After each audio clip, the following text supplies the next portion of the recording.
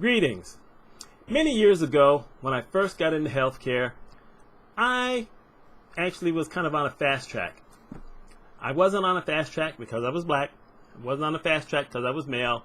I was on a fast track because I was good. I made sure I was good. And I had the performance numbers.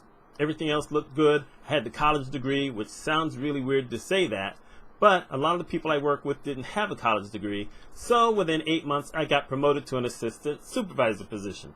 And over the course of the next few years, I not only learned everything I needed to learn about the department that I was assistant supervisor in, but I learned how to work every department in the hospital that had to do with finances. That's just how I rolled. And it gave me a little bit of authority, a little bit more juice. I had a VP of finance who loved me, and that worked out well. So what happens is one day I get someone who comes to me and says, they've created a video and they would like you to be part of the audience that watches the video to get your opinion on it. And it was regarding safety.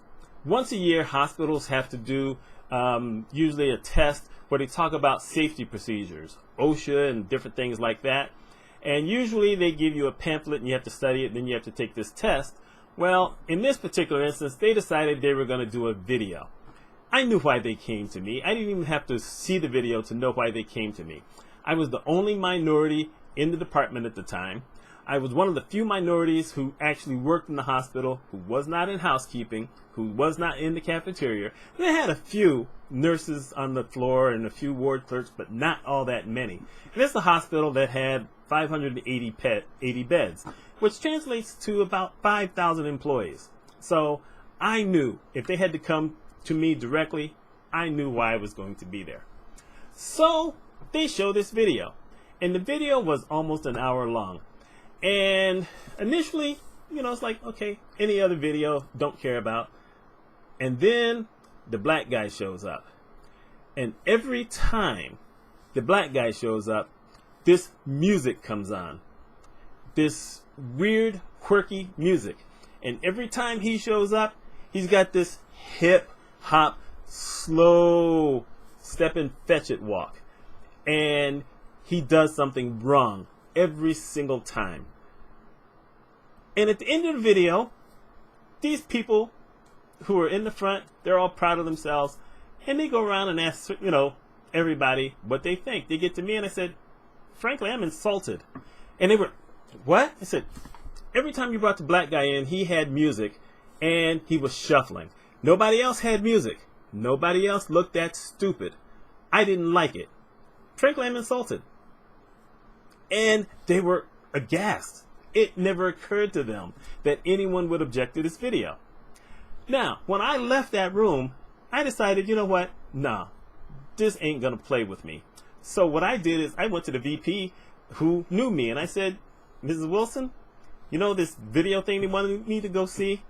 I had a feeling I knew why they wanted someone like me to see it. And I told her what happened. And she says, no, they didn't do that. I said, yeah, they did do that. So next thing I know, the next day, the president and CEO of the hospital requested my presence. And I had already decided, okay, I'm going to take a stand here if I need to. I don't know what he's going to say, but if he tries to convince me otherwise about this video, we're going to have problems. The reason that I knew that I could probably get away with that is because, one, I knew employment law. Two, I knew that EEOC would back me up if I had an issue. After all, this was a big hospital. They were receiving federal funds like every hospital in New York State did. And I knew I had leverage because of that. Also, I was a military kid, and my dad did not teach me fear. So I go in to meet the CEO. And I knew who he was. I'd seen him in the halls before. I wasn't intimidated by him. I didn't work for him directly. And maybe he could have said something, but like I said, I knew the VP. She loved me, so I wasn't worried about it. And we go in there, and he says, Mr. Mitchell, I got to tell you something. I heard your critique about the video. So I asked these people to show me the video, and the first time I saw the man who you mentioned come up, I was appalled. I hadn't seen the video beforehand, and I knew exactly what you were talking about. So I told them they had to go back and do this entire video over. I didn't want anything that they had already put in that video, and I want to apologize to you. Well, okay, I didn't see that coming, but that was nice. I said, thank you, I appreciate that. I didn't want to cause anyone any trouble, but this was disturbing, and being one of the few minorities in this hospital, I said that, I didn't want that kind of thing getting out there because a lot of people think that's how a lot of us are, and I'm nothing like that, and I'm betting any other minority in this hospital does nothing like that. He said, absolutely. We can't have that kind of thing, and I appreciate your honesty, and I'm glad you stood up for yourself. And that was it. Video was gone. They never talked about video during the rest of the time I was working there. They came through with the manuals just like they always did. And I felt justified. I felt vindicated. I felt empowered because there's a lot of places that would have wanted to debate me. There's a lot of places would have said, oh, you're just being sensitive. I dealt with that at other places after the fact.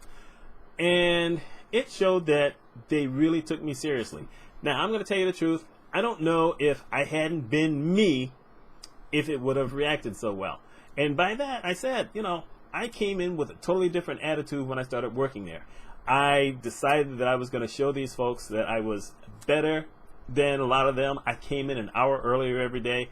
I made sure that my numbers were going to be higher than everybody else's numbers. I learned every other department, which nobody had ever done before. So I just wanted to be stellar, and it helped me to make a name for myself. And later on, some of those folks helped me to get other positions at other hospitals and other businesses, and I appreciated that. So I say this because, one, it didn't have to be me. Why did it have to be me to say something about this racist depiction of a bad worker? All these other white people in the room could have said something. None of them did. This is where we get into this systemic racism thing, because I shouldn't have been the one to say it. But were they scared? Or did they actually think that that's how folks acted? Don't know. Two, if you're black and you're working at a company and you see mess like this, don't be scared to say something. Know your rights. Get on the internet. Look up employment law. Look up affirmative action law. Look up EEOC. You got a lot more power than you think you do. In this day and age, companies don't want any of this getting out, but know what your rights are. Don't put up with any mess from anybody. Don't let them even take a chance. As a matter of fact, you know what you also have? You have the right to see your records, your employment records. So if you've gotten great reviews every single year you've been there, you have a right to go there at any time and see those.